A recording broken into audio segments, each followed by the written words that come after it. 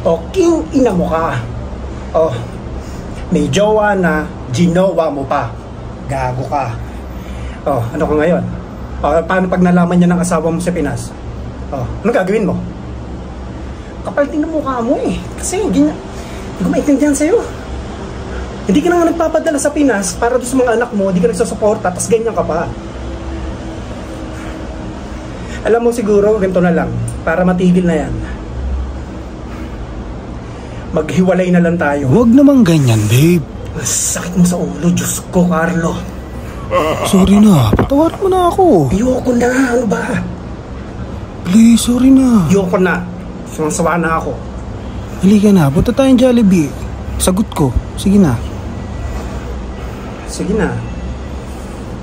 Okay na. Huwag mo nang ulitin, ha? Huwag mo nang ulitin. Oh, promise babe, hindi ko na ulitin. I love you. I love you too.